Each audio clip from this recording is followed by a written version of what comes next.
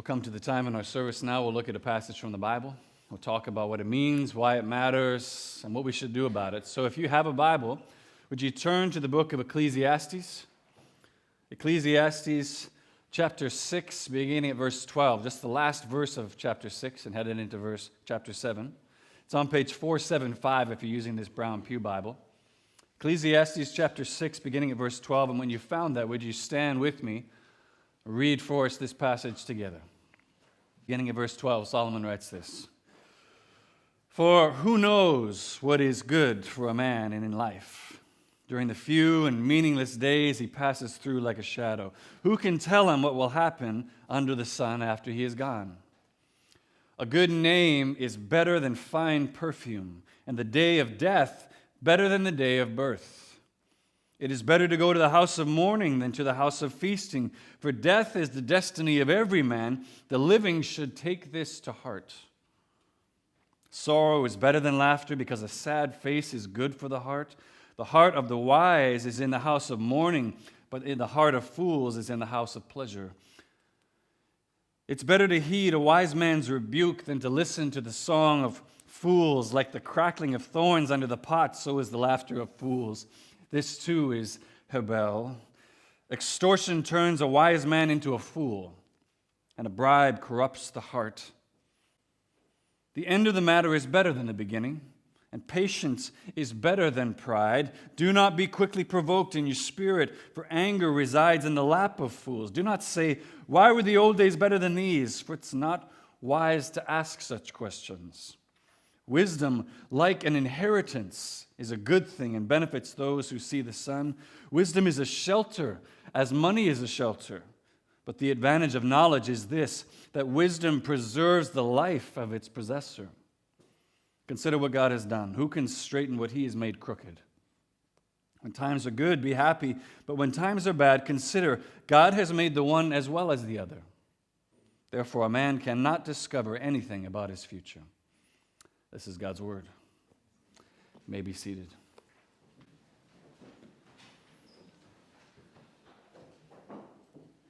Let me pray for us. Ask God's blessing now on this time in his word. Living God, we come now to your living word and ask you to speak to us, to come by your Spirit and minister to our hearts in exactly the way that we need them to be ministered to. This is a passage that is difficult. It is all over the place. And yet I believe that you have a specific word to speak to each one of us, that you've drawn us here for a purpose this morning. And you tell us in your word that when you send it out, it doesn't return to you void. It accomplishes the purpose for which you sent it. Oh God, would you accomplish that purpose in each one of us this morning? And as I always ask now, eternal God, would you move and govern my tongue to speak your truth? Amen.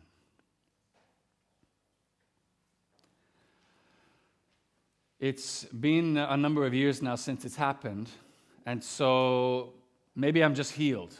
I don't know. But it used to be that I was the absolute worst when it came to choosing a drink at 7-Eleven or at the gas station or whatever it was. And the reason is because I took forever to choose something. I would just stand in front of that drink cooler for sometimes like 10 minutes or more, just just comparing different options, weighing the strengths and weaknesses of a Coke over a Red Bull, over a whatever. I just took forever. Meanwhile, my friends had already chosen what they wanted, gone through the line, and were standing outside banging on the window, Parker, pick something and let's go, or we're leaving without you. Comparison can sometimes be paralyzing to us. Or think about in a day and age where social media gives us access into people's lives. It gives us the ability to compare our stuff with the stuff everybody else has with an unprecedented way, not just at any time we want. We can just look and see, what do you have? Is that better than what I have? It can lead us to both either a pride-fueling desire or a soul-crushing desire. I believe it was U.S. President Theodore Roosevelt who is most often credited with saying the well-known axiom, comparison is the thief of joy. Comparison is the thief of joy. And I think most of us would agree that many times that's absolutely the case. But For all the dangers and ditches that lie on either side of something like comparison, it needs to be said, comparison is also something good. It's something we need in our lives. In fact, it's essential even to our existence. And one big reason for that, among many other things, is that comparison is an integral part of any decision-making process we make, right? It's what enables us to determine whether or not this path, this choice, this opportunity is superior to this one or not. It's how we know. Now, those of you in here who are old enough or who appreciate older movies will remember a scene out of the first Matrix film, arguably the only truly great film out of the series, where Morpheus sits across the table from Neo, offering him the chance to understand what the Matrix truly is. And as he holds out his hands in front of him with these two pills, he says this: "This is your last chance. After this, there's no turning back. You take the blue pill, and the story ends. You wake up in your bed, and you believe whatever you want to believe. You take the red pill. You stay in Wonderland, and I show you how deep the rabbit hole goes." I mean, in a scenario like that alone, with these two profound choices in front of him, think about it. Without comparison, without being able to weigh the relative strengths and weaknesses of either option, how could Neo even make a choice like that? So we see we need comparison. We're continuing in this series this morning through the book of Ecclesiastes called The Chasing After the Wind. And after what we looked at last week in particular about where it is that we can truly look to find satisfaction in our lives, namely in Jesus himself, in the very last verse of chapter 6, which we stopped just short of, we see Solomon asks a question. Look with me there at verse 12 again of chapter 6. He says, "Who knows what is good for a man in life during his few and meaningless days as he passes through like a shadow?"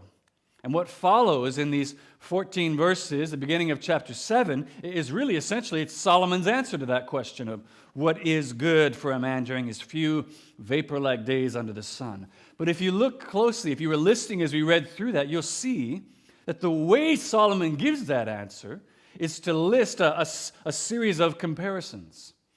They're all comparisons, is how he answers the question, holding out one choice beside the other and telling us what his conclusions were as he compared those things.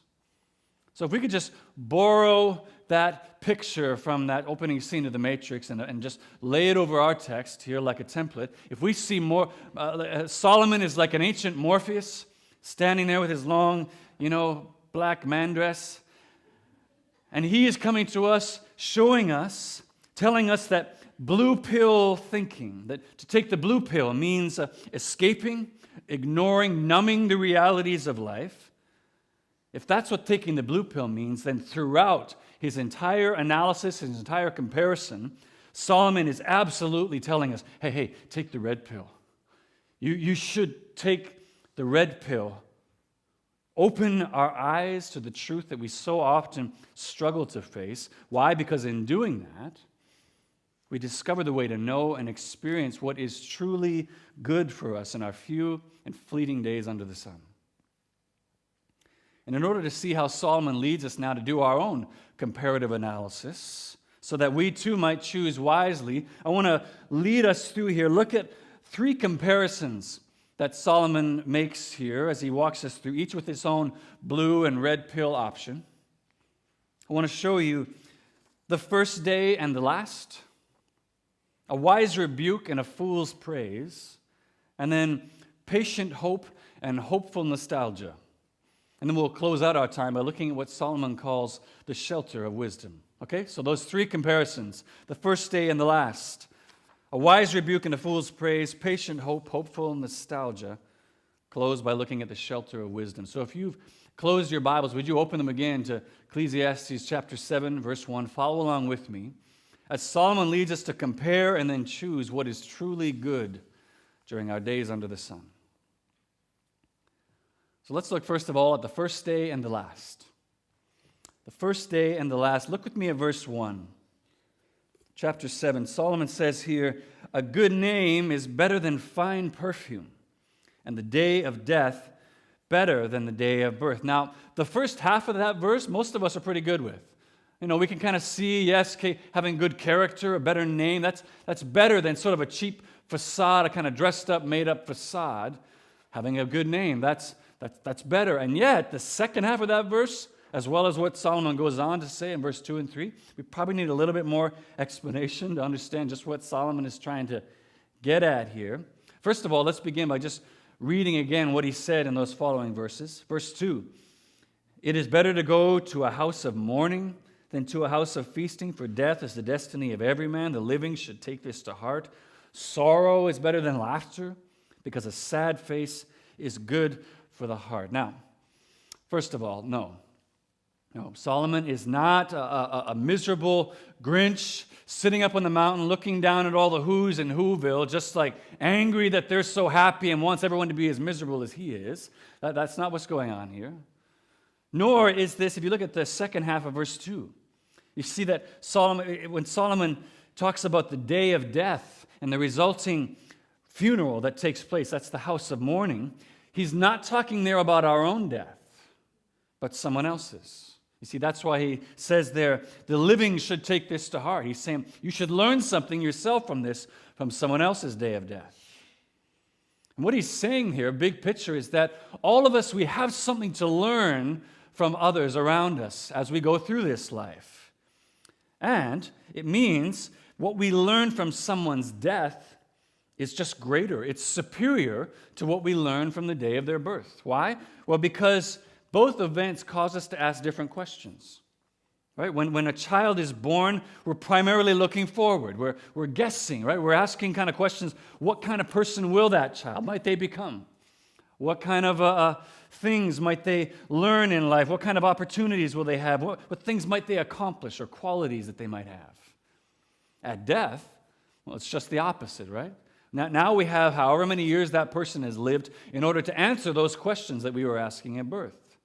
So now we're asking instead what kind of person they became, what kind of things they did accomplish in life, and what kind of qualities they did possess in life. Author Stephen Meyer says it this way: we don't dwell on human mortality or weakness. We don't say to a person next to us at a baby dedication, he's going to die someday, In fact, just the opposite. We speculate about the newborn's future fame and glory. Our hopes and dreams run free. That is not the case at the day of death, at the house of mourning. Then the mood is thoughtful, contemplative. The fact of human mortality is plain. You can ignore it and refuse to deal with it, but the death of a friend or a relative is the best time to face the grim reality. Every funeral anticipates our own. And that is the first red pill that Solomon hands out to us and asks us to swallow. To be honest about what he's already mentioned now a number of times in the book of Ecclesiastes, namely that a focused reflection on the end, on our death, is a good thing. It's not being morbid. It's actually essential and incredibly instructive. Death is a powerful preacher, says Solomon.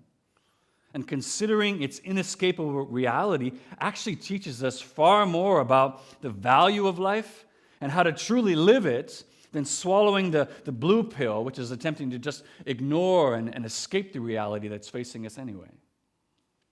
How does death do that? Well, primarily by removing the illusion of control as well as unlimited time from our thinking. Think about it. How many of us in our youthful or even grown-up ignorance have put off necessary change, have let opportunities pass by, refused accountability, all with the rationale, you know what, I'll get to that later. Or I'll think about that kind of stuff when I'm older, yeah.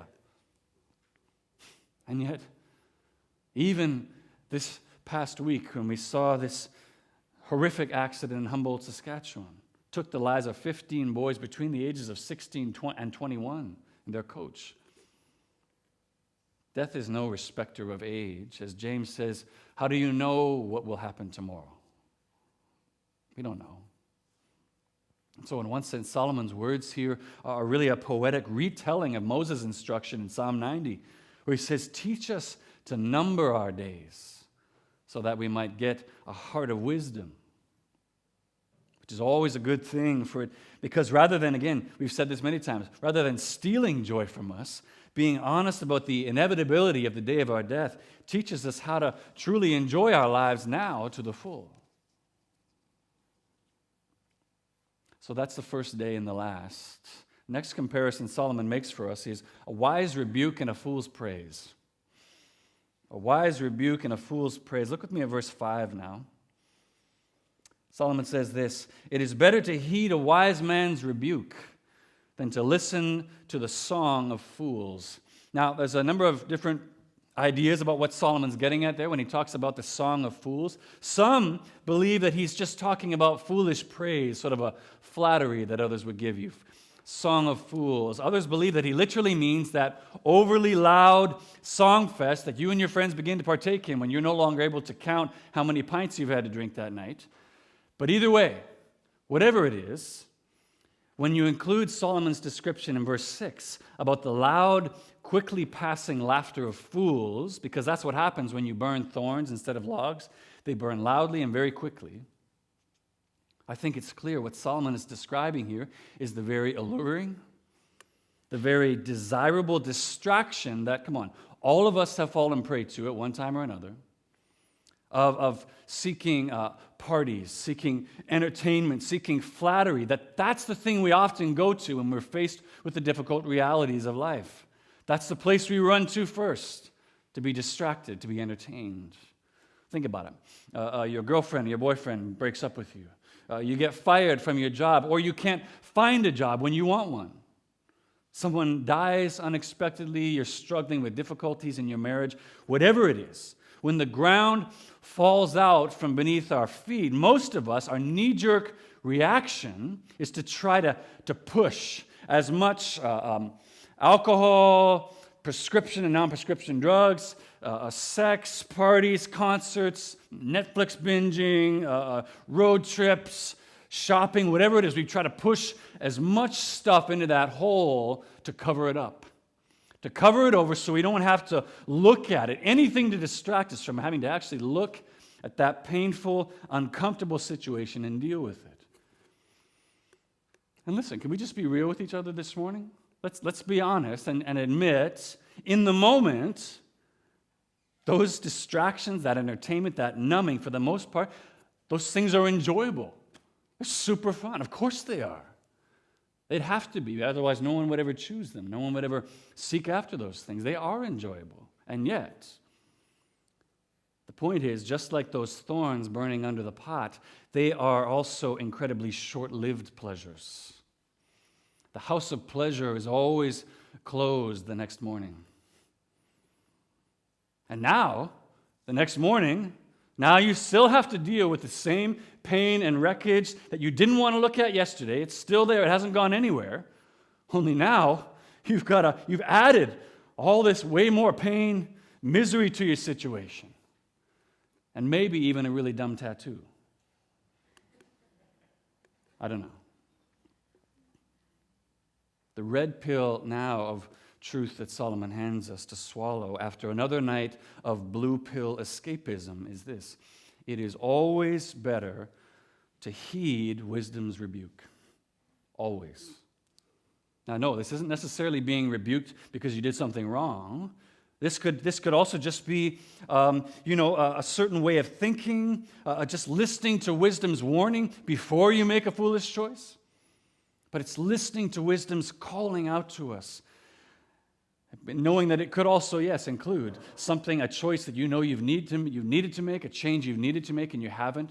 Wisdom's rebuke saying you need to change this now, today, to listen to wisdom's rebuke. The point is, heeding a wise man or woman's rebuke is better for us. Because although the circumstances that we're facing don't change, we still have to face the same difficult stuff. But by facing those circumstances, instead of shielding and hiding ourselves from looking at them and following the correction of people that truly love us, the outcome is often dramatically different. Dramatically different. We actually move towards healing and restoration now as opposed to just taking yet another trip around the cul-de-sac. So take a moment. Think about your own life. Think about your own patterns this morning. What is that wound? What is that deep hurt that you continue to feed? What is that thing you're so terrified to face that you continue to try to cover it over and fill it in with all kinds of different things? Have you noticed that each morning when you wake up, the hole is empty again? It needs to be filled? Maybe you already know what you need to do to break out of that cycle, and you just haven't taken that step yet today. Maybe today could be the day you finally make the commitment to take that step, to break out of that cycle. Or maybe the step you need to take today is to finally share that hurt with that spouse, with that friend, with that counselor, to share it, to open it up and say, this is what I'm going through, and then build some accountability with that person so that you can actually have a plan to break out of it, regardless of what it is. Regardless of what step you need to take, maybe could today be the time when we finally heed wisdom's rebuke? Isn't it exhausting? Filling up that wheelbarrow again to dump into the hole. Aren't you tired of doing that? Maybe today could be the day we finally break free of that cycle by heeding wisdom's rebuke. Interestingly, if you look at what Solomon says in verse 7 there about extortion, turns a wise man into a fool. A bribe corrupts the heart. I think what he's talking about there is also different types of rebuke as well, actually. It's just a kind of rebuke that doesn't help. Think about extortion. That's a type of rebuke. It's a rebuke made with intimidation instead of wisdom. Make this change or you're going to pay for it. Bribery, that's also a form of rebuke, but it's a rebuke made with manipulation instead of wisdom. Make this change and I'll make it worth your while. But you see, Solomon says, no, both those types of rebuke, they're also foolishness. It is only a wise man's rebuke. That is the rebuke of someone that cares more about you than about getting a certain result from you that can actually bring about change. That's the only thing that's good in the end. That kind of rebuke is always going to be better because it actually has the power to change, to break the cycle. So we've seen the comparisons of the first day and the last, and then now a wise rebuke and a fool's praise. The last comparison Solomon gives us is between patient hope and hopeful nostalgia. Patient hope and hopeful nostalgia. If you look at the first half of verse 8, Solomon says, the end of a matter is better than its beginning. Now, if that sounds familiar, it's because it's very much like what Solomon already said back in verse 1 about the day of death being better than the day of birth. But remember, the reason he said that is because the last day just has more to teach us than the first day. And I think that's exactly what Solomon is getting at here as well. Because, of course, in order to benefit from the wisdom that comes in our latter years, we got to be patient in order to get there. We got to wait in order to get to that place where we can actually benefit from it. That's why Solomon goes on in second half of verse 8 to say, patience is better than pride. It's better than pride. And well beyond the foolishness of pride alone, which foolishly presumes to have wisdom and knowledge that it has not yet attained. We see in verse 9, Solomon says, another result of pride is that we're easily provoked to anger and frustration. We're annoyed all the time, presumably because we recognize our lack of wisdom and we're so impatient that we don't want to wait to actually attain it, or more often because we don't recognize our lack of wisdom. And so we fly off the handle whenever things don't work out like we planned again.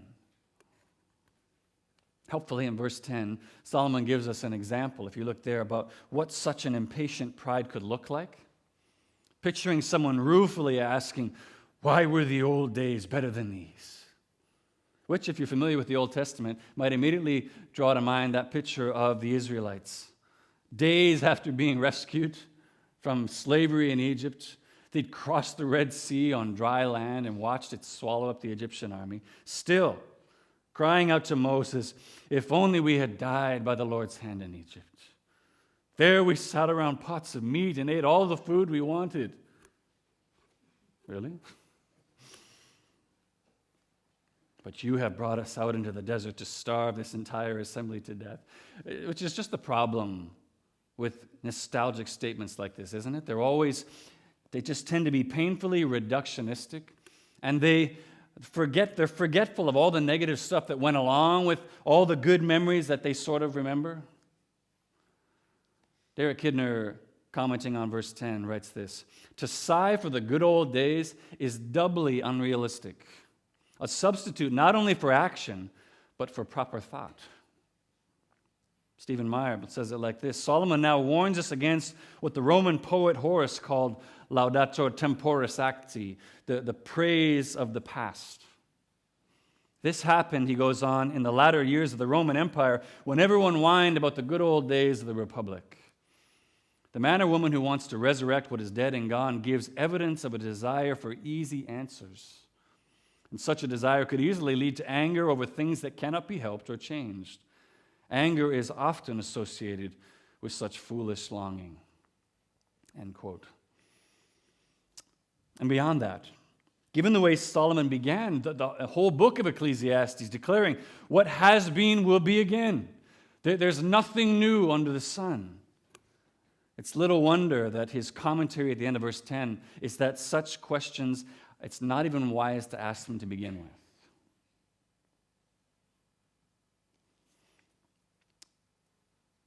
I'll always remember a story my parents shared one time. They were leading a Sunday school class at camp that I was a part of. It was about this young boy. He's walking through the woods, and he comes across a chrysalis that is broken open as a butterfly is trying to make its way out. And as he watches this butterfly struggling to get out, he sees it push and struggle, many times seem to actually be stuck, like it can't get out.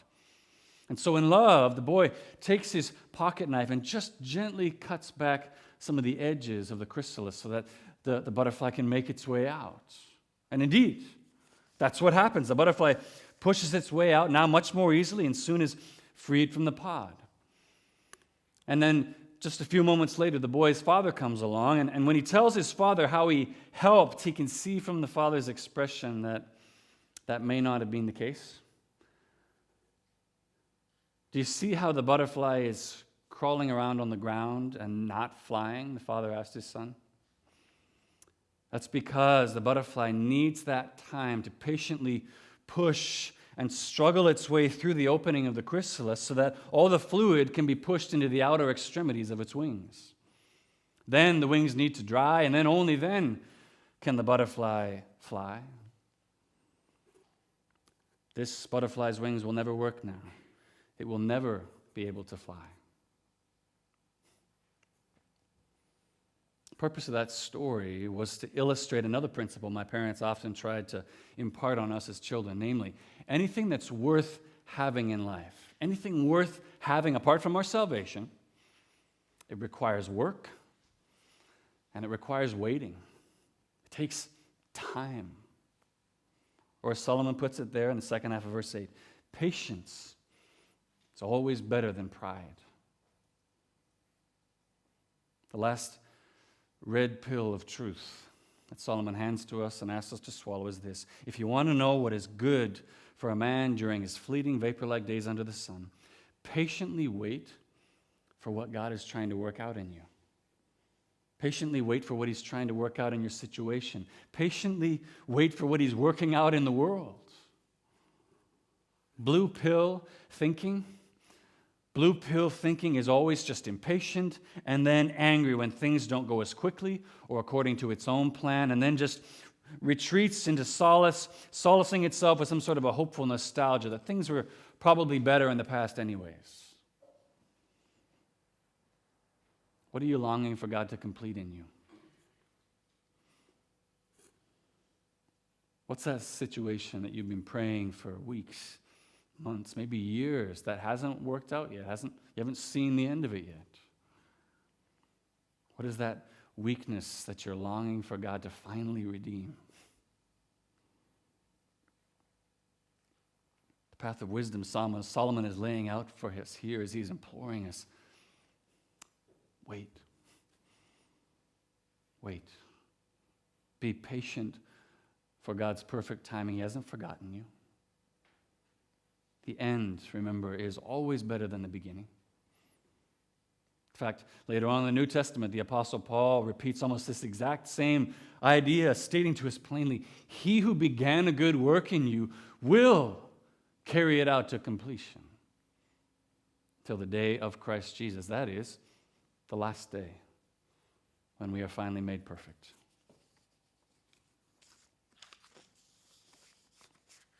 Look with me now at verse 11 following, and we'll close with this morning as we look at what Solomon calls the shelter of wisdom. The shelter of wisdom. Now, let's see what he says here. Wisdom, like an inheritance, is a good thing and benefits those who see the sun. Wisdom is a shelter, as money is a shelter, but the advantage of knowledge is this, that wisdom preserves the life of the possessor. Consider what God has done. Who can straighten what he has made crooked? When times are good, be happy, but when times are bad, consider God has made the one as well as the other. Therefore, a man cannot discover anything about his future. There's a lot going on here, but verse 11 in particular seems to be a direct answer to what Solomon's question was back in chapter 6 and verse 12. Remember, he asked, what is good for a man? And during his few mist-like days, Solomon's answer here is that what is good to seek, what is good to find during our fleeting days under the sun is wisdom. That's what we should be seeking to find. Wisdom. That wisdom is something that can truly benefit us, just like an inheritance, which, remember, is something we only receive at the end of someone's life. And I think he presents wisdom here in two ways, both as a benefit as well as something that God has ultimate control over. It's a benefit because, as he says in verse 12 there, just like having a lot of money can be a kind of shelter to us in this life, so too is wisdom a shelter to those who seek it, to those who seek to live under it and according to its principles. Which, listen, that's good news for those of us who don't have a whole lot of money but still need that protection in life. And it's also good news for those of us who do have financial means right now, but who also realize that all that is temporary, that it's Hebel, that it can pass away in a moment, and it's God's good gift to us. But this wisdom, remember, is also under God's control. It's just to say we don't get to take hold of the steering wheel of wisdom. It's God's. He's the one, the owner and the giver of it, which means, listen, we're passengers in God's family vehicle. We don't tell him where to go or how fast to drive. We're just blessed to be along for the ride. Which means, like Solomon says there in verse 14, our response must be, in good times, when times are happy, to say, God, I trust that you're in control. I trust that you're in control right now. Praise you for this gift. But also in bad times, times when things don't work out like we hoped or as quickly as we hoped, that our response must also be, I trust you're in control, God. I trust you're driving this ship, and so I don't need to be stressed out. I don't need to be stressed because the ship isn't going as fast or as slow as I want, or because I don't get to hold the steering wheel or push the brakes. I trust that you're in control. It means we approach the gift of God's wisdom during our days under the sun with both gratitude because of the shelter that it provides for us, but also humility, understanding that God isn't looking for our suggestions. He's not asking for us to add our wisdom to his so the situation can finally work out. He knows what is best. We need to patiently wait for him to work out what he's going to work out for us. And think of it, when you compare the picture Solomon gives us of what is offered in a gift like God's wisdom, when you compare that with the escapism, the blue pill thinking of our world, which has no real long-term answers to the questions of pain, suffering, and grief, I think we see the picture of life and goodness that Solomon presents here as truly worthy of our choosing. For look, he adds, second half of verse 12. Even more than protection, wisdom also offers preservation. Preservation to the one who has it. You see, he says, wisdom is a shelter as money is a shelter, but the advantage of knowledge is this, that wisdom preserves the life of its possessor. 1 Corinthians chapter 1, the Apostle Paul says almost this exact same thing. We read this already this morning. Listen to what he says. Brothers, think of what you were when you were called. Not many of us were wise by human standards. Not many were influential, not many were of noble birth, but God chose the foolish things of the world to shame the wise. God chose the weak things of the world to shame the strong. He chose the lowly things of the world, the despised things and the things that are not, to nullify the things that are, so that no one may boast before him. It is because of him that you are in Christ Jesus, listen, who has become for us wisdom from God. You hear that? Jesus has become for us wisdom from God. That is, now he defines it, our righteousness, holiness, and redemption. Surely, all who place their hope in Jesus, who you see Paul said there, has become the wisdom from God. He's become wisdom personified. That when you get Jesus, you get that wisdom that gives us protection and preservation.